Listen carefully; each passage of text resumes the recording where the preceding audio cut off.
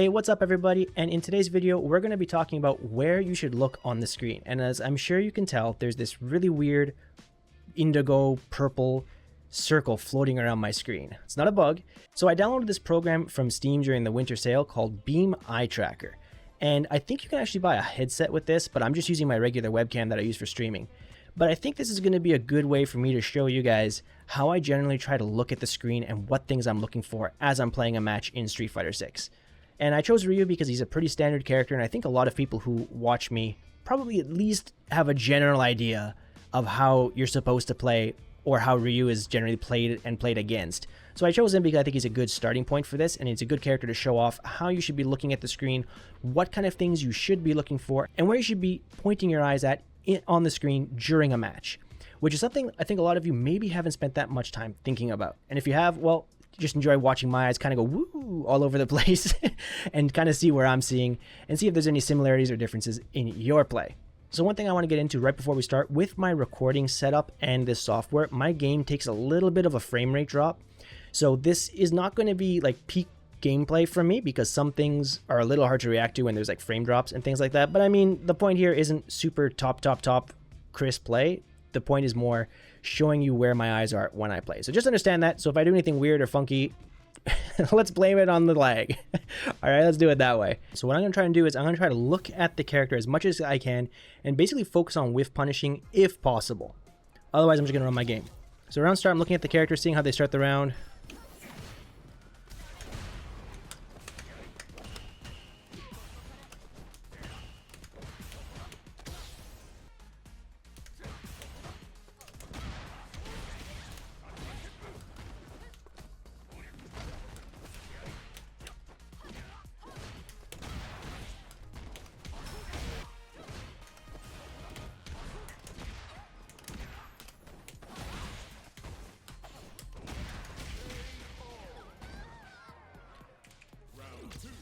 Okay, so I noticed this person likes to kind of do like advancing moves at the beginning of the round, so I'm going to try to watch out for that as much as I can. Always does throw after blocking.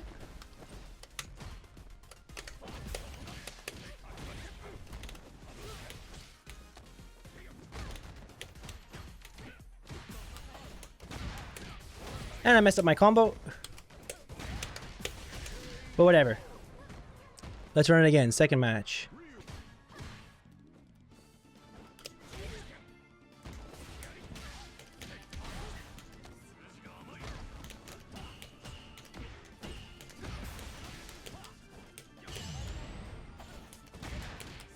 There we go, that was deep enough to not get parried. So I had a little lucky. But I timed it late, so not really lucky. That was a good, smart decision by me.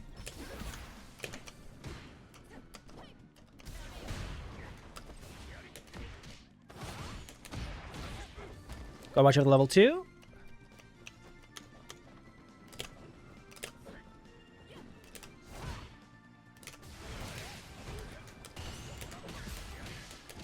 They got the perfect parry last time. I'm gonna watch out for the level 2. Gonna bait the throw. And there we go for the kill. So keeping an eye on my opponent and just being generally aware how much meter they have, both super and drive gauge, has been really key for me in this match. There, watching my opponent. I'm gonna take the meter here. So I take the...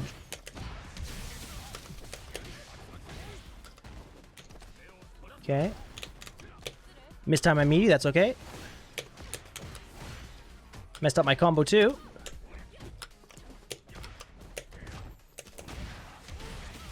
That's a kill. I could have gone meterless, but whatever. It's really hard to talk, play, and try to put my eyes in a place that'll help you see. So I'm just really trying my best here.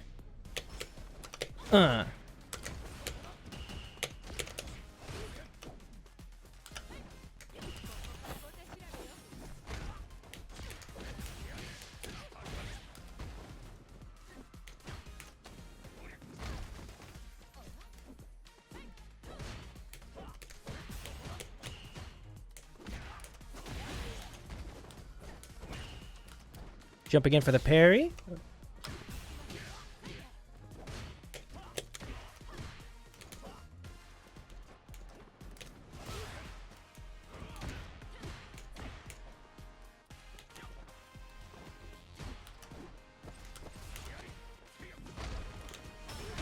That's fine. Make her use the bar.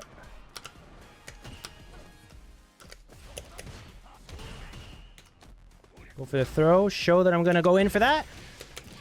Footsies. There we go. Show that I was going to walk in for the throw, walk back, kept my eye on the opponent, was able to react to their throw whiff, and then go for the punish. That's kind of what I'm trying to go for.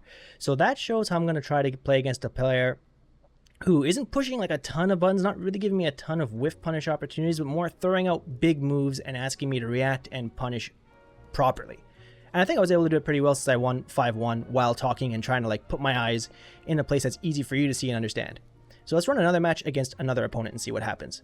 Alright, so this next match is against a Chun-Li player. So Chun-Li, I'm looking for when she's walking back or holding down back to charge her fireball, when she's pushing crouching medium kick, and when she's trying to get into her forward or back medium punch range.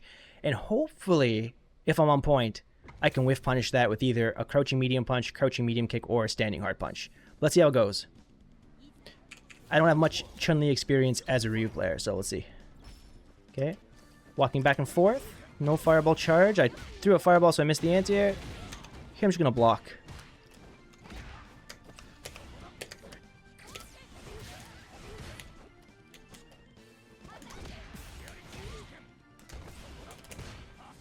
Knows the parry. Okay, I always test my opponent's first round to see if they know how to parry that or not.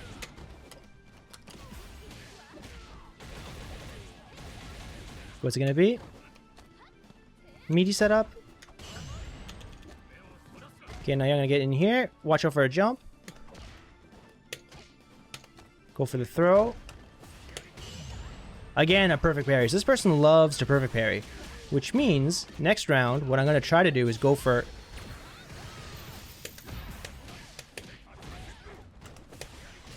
Oh, that's not meaty. Okay, I messed that up.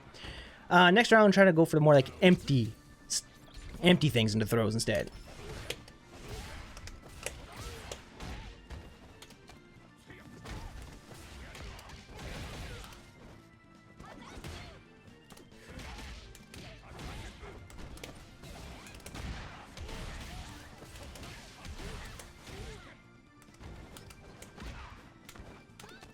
Nope, get that. So we both have 3 bars. Same rounds.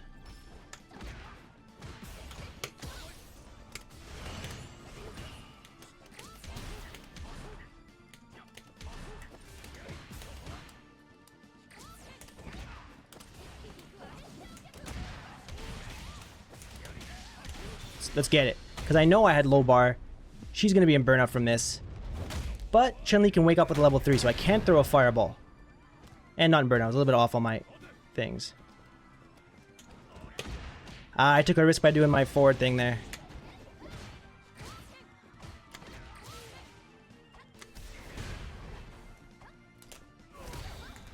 Got it. I can't kill, so I'm just going to take the meter. Bomb bomb.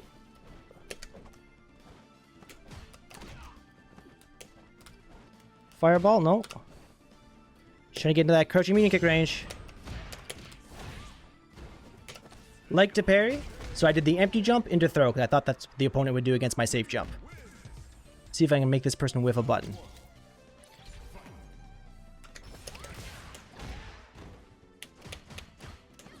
There we go. Reversal?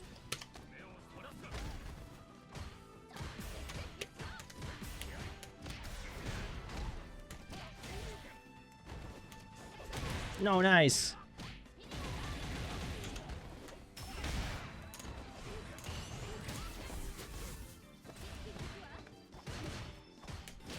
There we go. Can't push a button after that.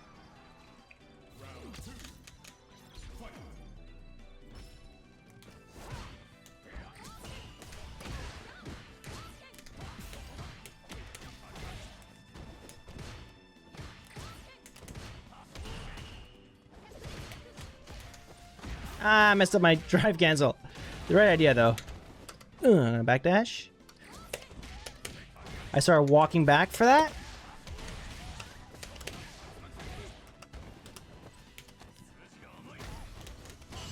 Nice, perfect parry. Went for the perfect parry twice in a row. I couldn't kill off that.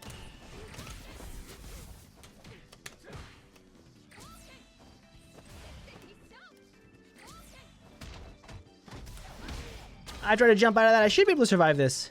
I think that's going to do 60%.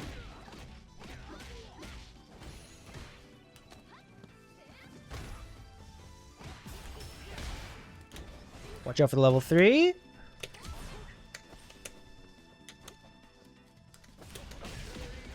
And the surprise. I caught the person who was trying to play footsies, trying to play a reaction game. So what I did was I drive rush forward into their space and did a quick load they wouldn't be able to react to. And I was right.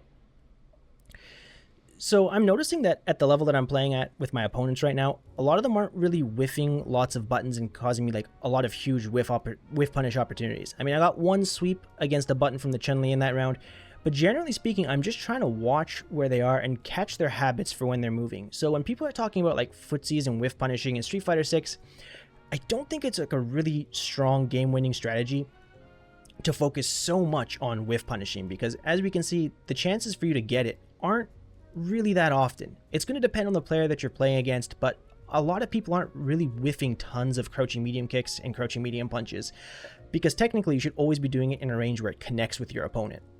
So yeah, generally speaking, you should always be trying to like looking at either your opponent's character or like the space kind of like right in front of them. And my eye tracking software is going crazy right now because that's not where I'm looking.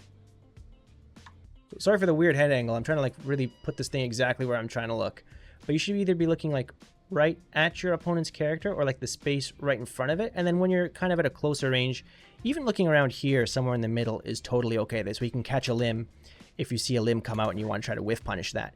But generally speaking, as you're playing the game, you should always be looking at your opponent's character or the area right in front of them, not at you or this space here. That's a big no-no. You're not going to be able to react to anything like that. Like if your opponent jumps in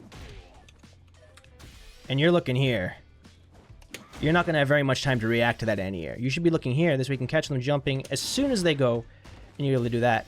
And again, if you're looking here, good luck reacting to this. Because by the time you notice, you're going to be way too late. You're going to get counter hit and your opponent gets a free combo. So if you're watching your opponent, you'll be able to see the drive rush come out and stop it right away, hopefully. As long as the game doesn't eat your inputs.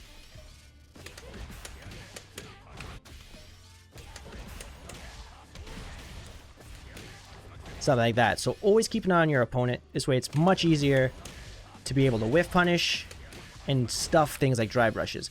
Then as you're playing, generally, every time you finish a combo, you should always be kind of like looking at your gauge, your drive gauge, and your opponent's super meter and their drive gauge. And then kind of figuring out how you want to spend it later on. Like for example, if I land a combo like this, I have to quickly look at my gauge to let me know that, yes, I only have 2 bars of drive gauge, which means if I were to go for something like this, I'm going to put myself in burnout, and I have to be aware of that risk reward. Do I really want to go for the combo that's going to put me in burnout? Because if I do, you know, I'm not going to have any drive gauge left, and it might be harder for me to make a comeback or to continue my pressure later on. So always look at your gauge after your combos end, just to remind yourself how much bar you actually have and what you can do. And then also check your super meter, your opponent's super meter, and your opponent's drive gauge and their health, just to remind yourself of where you are at in the game when it comes to meter management. And it's something I think people don't talk about enough. Meter management is incredibly, incredibly important in Street Fighter 6. And sometimes you can be a super solid player, have the most amazing neutral and footsies, but you end up losing because you don't know how to manage your drive meter or your super meter, but especially yours. And also the risk reward that comes with the push and tug of your drive meter management and your opponent's drive meter management. And then I think it's a bit obvious, but then some characters have really good anti-fireball supers when they have super meter. So then choosing when or when you would not want to throw a fireball, if you're playing a character like I am right now with Ryu, is also going to come into play. But you can only be aware of that if you actually spend the time to look at your opponent's gauge and to know when they have it ready. So that's it for this video, guys. I hope you enjoyed it. If you did, please consider liking and subscribing to my channel because it helps support me as a content creator. And as always, thank you all so very much for watching. And until next time, take care.